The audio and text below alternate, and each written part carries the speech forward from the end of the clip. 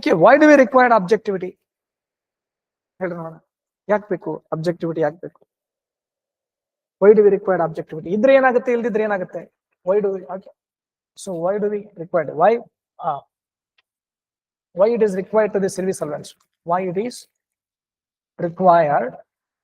ಒಬ್ಬ ಅಧಿಕಾರಿಗೆ ಇದು ಯಾಕೆ ಬೇಕು? To civil servants. Why it is required to civil servants? To deliver services without bias. ಯಾವುದೇ ತಾರತಮ್ಯ ಇರಲಾರ್ದಂಗೆ ಎಲ್ಲರಿಗೆ ಸೇವೆಗಳನ್ನ ವಿತರಣೆ ಮಾಡೋದಕ್ಕೋಸ್ಕರ ಅಬ್ಜೆಕ್ಟಿವಿಟಿ ಬೇಕು.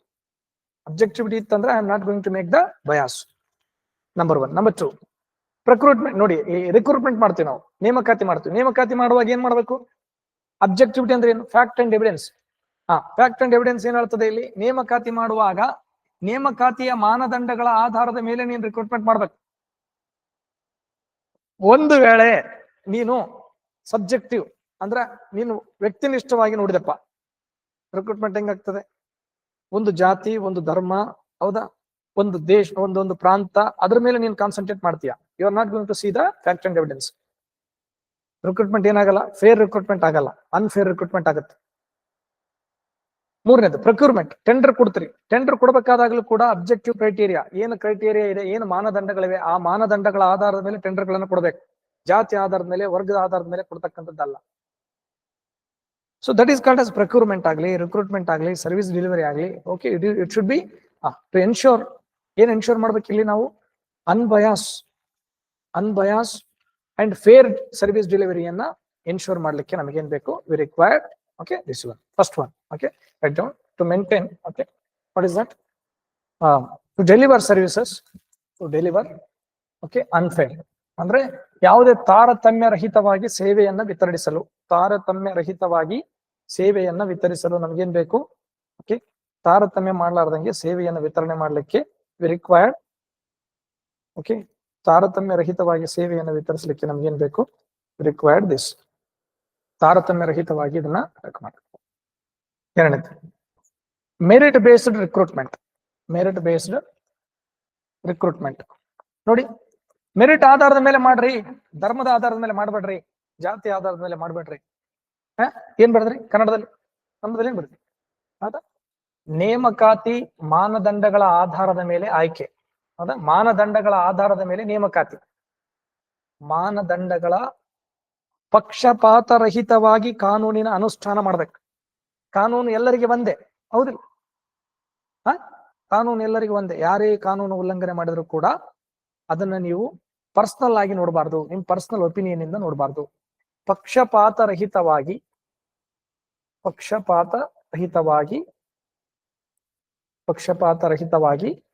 ಕಾನೂನಿನ ಅನುಷ್ಠಾನ ಮಾಡ್ಲಿಕ್ಕೆ ಅಬ್ಜೆಕ್ಟಿವಿಟಿ ಬೇಕು. ಪಕ್ಷಪಾತರಹಿತವಾಗಿ ಕಾನೂನಿನ ಅನುಷ್ಠಾನ ಮಾಡ್ಲಿಕ್ಕೆ ಅಬ್ಜೆಕ್ಟಿವಿಟಿ ಬೇಕು. ನ್ಯಾಯಸಮ್ಮತವಾಗಿ ಸಂಪನ್ಮೂಲಗಳ ಹಂಚಿಕೆ. ನ್ಯಾಯಸಮ್ಮತವಾಗಿ ಸಂಪನ್ಮೂಲಗಳನ್ನು ಹಂಚಬೇಕು. Equitable resource distribution. ನ್ಯಾಯಸಮ್ಮತವಾಗಿ, ಫೇರ್ ಅಂದ್ರೆ ನ್ಯಾಯಸಮ್ಮತ, ನೆನಪಿರ್ಲಿ. ಫೇರ್ ಡಿಸಿಷನ್ ಅಂದ್ರೆ ಏನು? ಅಂಪೈರ್ ಡಿಸಿಷನ್ ಏನಿದೆ, ಫೇರ್ ಇದೆ, ನ್ಯಾಯಸಮ್ಮತವಾಗಿದೆ. ಫೇರ್ ಅಂತಂದ್ರೆ ನೋಡಿ, ಅವಾಗ ನಮ್ಗೆ ಬರಲ್ಲ, ಇವಾಗ ಬಂತು. Fair and lovely. ಹೌದು, ಫೇರ್ ಅಂದ್ರೆ ಏನು? ನ್ಯಾಯಸಮ್ಮತವಾಗಿದೆ. ಅನ್ಫೇರ್ ಅಂದ್ರೆ ಏನು? ಅನ್ಯಾಯ, ಸಮಂಜಸವಾಗಿಲ್ಲ, ನ್ಯಾಯಸಮ್ಮತವಾಗಿಲ್ಲ. ಸೊ ಅನ್ಫೇರ್ ಅಂತ ಹೇಳ್ತೀವಿ ನಾವು. ನ್ಯಾಯಸಮ್ಮತವಾಗಿದೆ. ಫೇರ್ ನ್ಯಾಯಸಮ್ಮತ, ಇಕ್ವಿಟಬಲ್. ಯಾರೋ ಒಬ್ಬ ವ್ಯಕ್ತಿ ನಮ್ ಜಾತಿಯವನು, ನಮ್ ಧರ್ಮದವನು ಅಂತೇಳಿ ಕೊಡೋದಲ್ಲ. ಅದನ್ನ ನ್ಯಾಯಸಮ್ಮತವಾಗಿ ನೀವು ಯಾರು ಎಲಿಜಿಬಲ್ ಇದ್ದಾರೆ ಅವ್ರಿಗೆ ಕೊಡ್ಬೇಕು. ಎಲ್ಲಾ ಟೆಂಡರ್ಗಳನ್ನ ಅದಾನಿಗೆ ಕೊಡೋದು, ಎಲ್ಲಾ ಟೆಂಡರ್ ಅಂಬಾನಿಗೆ ಕೊಡೋದು, ಎಲ್ಲಾ ಟೆಂಡರ್ ಟಾಟಾಕ್ ಕೊಡೋದು, ಬಿರ್ಲಾ ಕೊಡೋದು ಅಲ್ಲ. ಯಾರು ಎಲಿಜಿಬಲ್ ಇದ್ದಾರೆ ಅವ್ರಿಗೆ ನಾವು ಅದನ್ನ ಕೊಡ್ಬೇಕು. ಅದನ್ನ ಕೊಡ್ಬೇಕಂದ್ರೆ ಅಬ್ಜೆಕ್ಟಿವಿಟಿ ಇಸ್ ರಿಕ್ವೈರ್ಡ್. ಅಬ್ಜೆಕ್ಟಿವಿಟಿ ಅನ್ನೋದು ಬೇಕು. ಫ್ಯಾಕ್ಟ್ ಅಂಡ್ ಎವಿಡೆನ್ಸ್ ನೋಡ್ಬೇಕಲ್ವಾ? Based on what you are giving them. Tender ಕೊಟ್ಟಿದ್ರೆ, ಹಜ್ ಭವನ ಕಟ್ಟೋದಕ್ಕೆ ಯಾರಿಗೆ ಟೆಂಡರ್ ಕೊಟ್ರಿ ನೀವು? ಯಾರು ಎಲಿಜಿಬಲ್ ಇದಾರೆ ಅವರಿಗೆ ಕೊಡ್ಬೇಕು, ಹೌದಲ್ರಿ? 4-5 ಜನ ಮುಸಲ್ಮಾನರ ಟೆಂಡರ್ ಹಾಕಿದ್ದಾರೆ, ಹೌದಾ? ಯಾವ ಕಂಪನಿ ಏನಿದೆಯಲ್ಲ, ಯಾವ್ದು ಮ್ಯಾಚ್ ಮಾಡ್ತದೆ ಅವ್ರಿಗೆ ನೀವು ಅದನ್ನ ಕೊಡ್ಬೇಕು. So that is called as ಏನಿದು? So fair procurement practices, impartial law enforcement, equitable resources ಅಂತ ಹೇಳ್ತೀವಿ ನಾವು. ಅಂದ್ರೆ ಪಾರದರ್ಶಕ ನಿರ್ಧಾರವನ್ನು ತೆಗೆದುಕೊಳ್ಳಲು ನಮ್ಗೇನ್ ಬೇಕು? So we required objectivity. ಪಾರದರ್ಶಕ ನಿರ್ಧಾರವನ್ನು ತೆಗೆದುಕೊಳ್ಳೋದಕ್ಕೆ ನಮಗೆ ಬೇಕು. ಇಲ್ಲ ಅಂತಂದ್ರೆ ಏನಾಗುತ್ತೆ ನಿರ್ಧಾರ? Hidden agenda. ಹಿಡನ್ ಅಜೆಂಡಾ ಬರುತ್ತೆ ಇಲ್ಲಿ. ಅಬ್ಜೆಕ್ಟಿವಿಟಿ ಇಲ್ಲ ಅಂದ್ರೆ ಏನಾಗುತ್ತೆ? ಹಿಡನ್ ಅಜೆಂಡಾ ಬರುತ್ತೆ. ಹಿಡನ್ ಅಜೆಂಡಾ ಬರುತ್ತೆ. ಯಾಕಂದ್ರೆ ನಾವು we are not going to follow facts and evidence. Facts and evidence ನೋಡೋಣ. Okay, done. ದಿಸ್ ಇಸ್ ಏನಿದು ಅಬ್ಜೆಕ್ಟಿವಿಟಿ. ನೆಕ್ಸ್ಟ್ ಇದಾದ್ಮೇಲೆ ಬರ್ತಕ್ಕಂಥದ್ದು, ಓಕೆ, ಇದನ್ನ ನಾವು ಇನ್ನೂ ಹೇಳ್ಬೋದು. How to inculcate. ಇದನ್ನ ಹೆಂಗಪ್ಪ ರೂಢಿಸ್ಕೊಳ್ಳೋದು ಅಬ್ಜೆಕ್ಟಿವಿಟಿನ? How to inculcate, how to develop objectivity. Develop objectivity ಇದನ್ನ ಹೆಂಗಪ್ಪ ಡೆವಲಪ್ ಮಾಡೋದು? ಹೆಂಗೆ ನಾವು ಡೆವಲಪ್ ಮಾಡೋದು? ವಸ್ತುನಿಷ್ಠತೆಯನ್ನ ರೂಢಿಸಿಕೊಳ್ಳುವುದು ಹೇಗೆ? ವಸ್ತುನಿಷ್ಠತೆಯನ್ನ ರೂಢಿಸಿಕೊಳ್ಳುವುದು ಹೇಗೆ? Take decisions as per loss, ಕಾನೂನು, ನಿಯಮ ಹಾಗೂ ನಿಬಂಧನೆಗಳ ಅನ್ವಯ ತೆಗೆದುಕೊಳ್ಳುವುದು. ಹೆಚ್ಚು ನೀವು ಡಿಸ್ಕ್ರಿಷನರಿ ಪವರ್ನ ಯೂಸ್ ಮಾಡಿದ್ರೆ ಏನಾಗುತ್ತೆ? ಡಿಸ್ಕ್ರಿಷನರಿ ಪವರ್ ಅಂದ್ರೆ ಏನ್ ಗೊತ್ತಾ? What is discretionary power?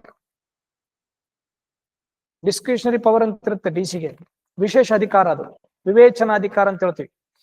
ಅವ್ನು ಯಾರನ್ನ ಬೇಕಾದ್ರೂ ಆಯ್ಕೆ ಮಾಡ್ಬೋದು, ಯಾರಿಗೆ ಬೇಕಾದ್ರೂ ಕೊಡ್ಬೋದು. ಈಗ ಫಾರ್ ಎಕ್ಸಾಂಪಲ್ ಪ್ರಶಸ್ತಿ ಕೊಡ್ಬೇಕಪ್ಪ, ಯಾರನ್ನ ಬೇಕಾದ್ರೂ ಆಯ್ಕೆ. ಈಗ ನನಗೆ ವಿವೇಚನಾಧಿಕಾರ ಅದ, ಯಾರನ್ನ ಬೇಕಾದ್ರೂ ಪ್ರಶ್ನೆ ಕೇಳ್ಬೋದು. ಅದು ನನ್ನ ವಿವೇಚನಾಧಿಕಾರ, ಹೌದಲ್ರಿ?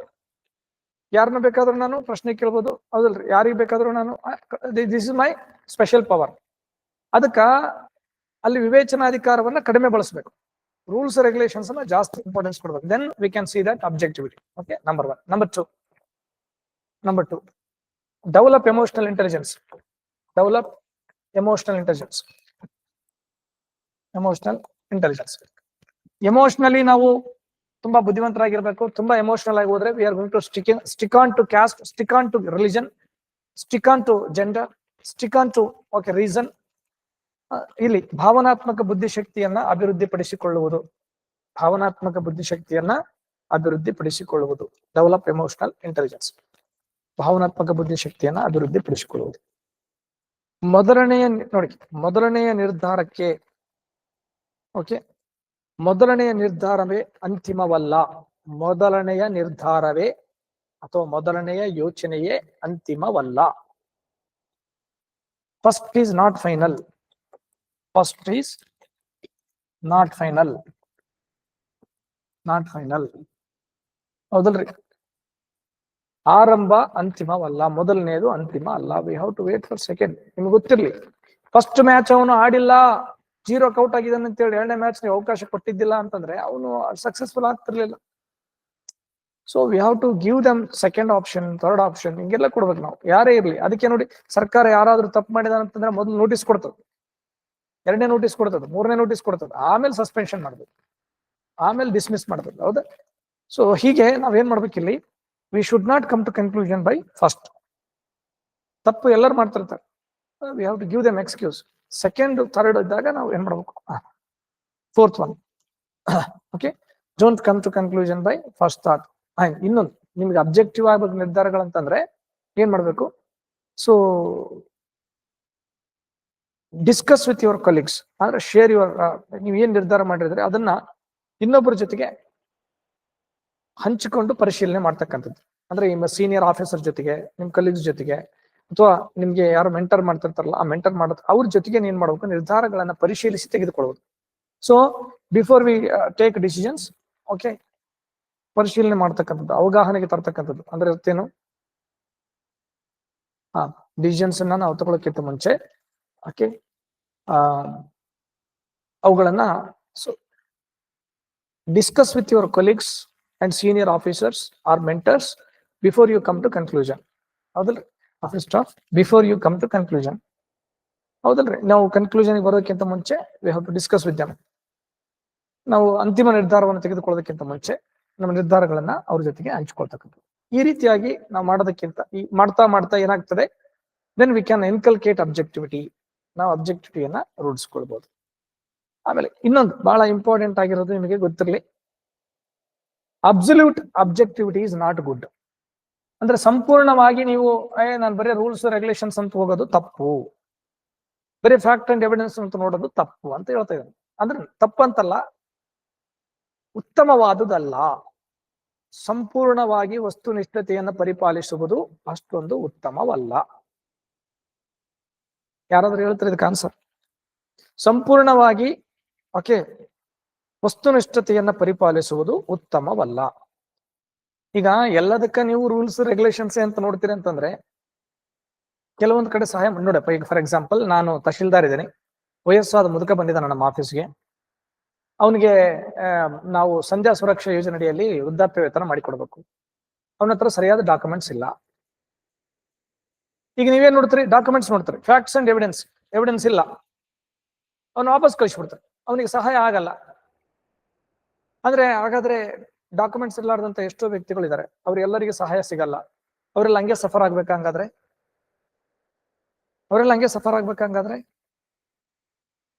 ಆದ್ರೆ ನೀವೇನು ಸಹಾಯನೇ ಮಾಡಲ್ವಾ ಹಂಗಾದ್ರೆ? ನೀವು ಬರೀ ರೂಲ್ಸ್ ಅನ್ನ ಫಾಲೋ ಮಾಡಂಗಿದ್ನಂದ್ರೆ ಇಷ್ಟೆಲ್ಲ ಓದ್ಕೊಂಡು ಮಾಡ್ಕೊಂಡು ಎಕ್ಸಾಮ್ ಯಾಕೆ ಪಾಸ್ ಆಗ್ಬೇಕು? ಸುಮ್ನೆ ಈಗ ನೀನು ಬುಕ್ ಓದಕ್ ಬರ್ತಂದ್ರೆ ಆ ಬುಕ್ ಕೊಟ್ಬಿಟ್ಟು ನೀನು ಅಧಿಕಾರಿ ಮಾಡಿಬಿಟ್ರೆ ಆಯ್ತಲ್ಲ. ನೋಡು ಬುಕ್ ನೋಡು ನಿರ್ಧಾರ ತಗ, ಬುಕ್ ನೋಡು ನಿರ್ಧಾರ ತಗ. ಒಂದೇ ಕೇಸಲ್ಲಿ ಒಬ್ಬ ಬಡವನಿಗೆ ಶ್ರೀಮಂತನಿಗೆ ಜಡ್ಜ್ ಆದಂತವನು ಒಂದೇ ರೀತಿಯ ಫೈನ್ ಅನ್ನು ವಿಧಿಸುವಂತದ್ದು ಅಬ್ಜೆಕ್ಟಿವಿಟಿ. ಯಾರು ಬಡವ ಇರಲಿ ಶ್ರೀಮಂತರಿರ್ಲಿ ಎಲ್ಲರೂ ಒಂದೇ, all are equal before law. ಈಗ BMW ಕಾರ್ಗೆ ಗುದ್ದಿರ್ತಕ್ಕಂಥ ಬೈಕ್ನವನಿಗೆ ಬೈಕ್ ಡ್ಯಾಮೇಜ್ ಆಗ್ಯದ, ಅವನಿಗೆ ನೀನು 40,000 ಕೊಡು ಅನ್ನೋದು, BMW ಕಾರ್ ಡ್ಯಾಮೇಜ್ ಆಗ್ಯದ ನೀನು ಅವನಿಗೆ 40 ಲಕ್ಷ ಕೊಡು ಅನ್ನೋದು ಎಷ್ಟು ಮಟ್ಟಿಗೆ ಸರಿ?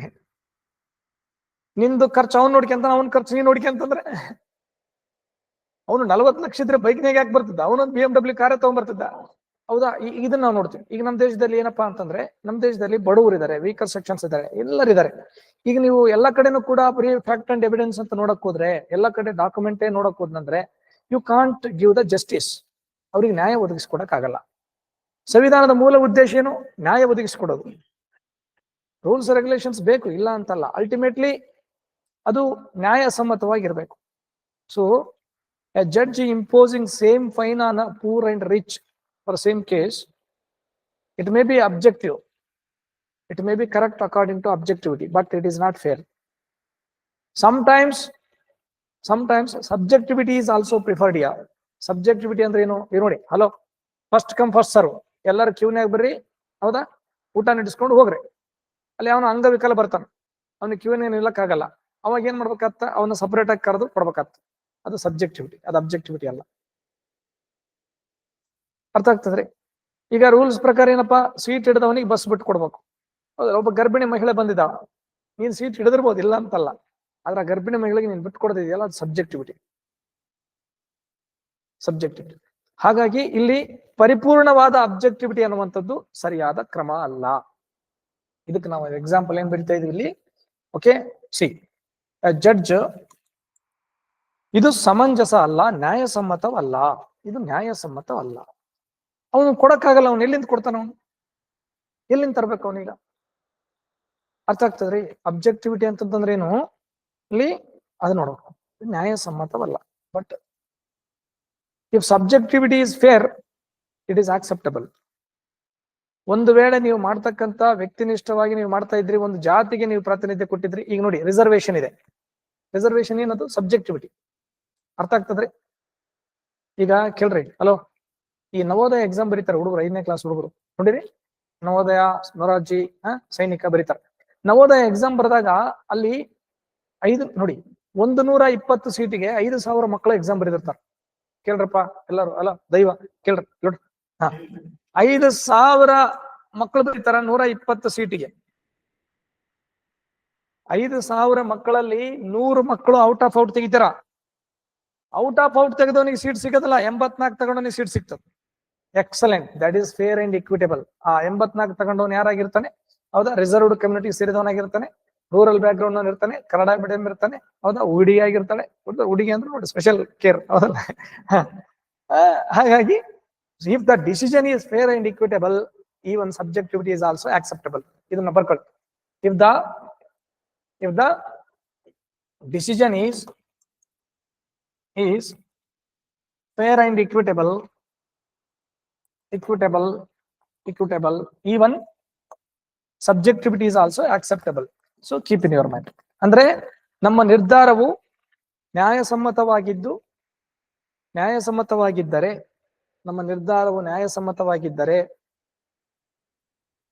ವಸ್ತುನಿಷ್ಠ ವಿಷಯನಿಷ್ಠತೆಯು ಕೂಡ ಒಪ್ಪುವಂತದ್ದೇ.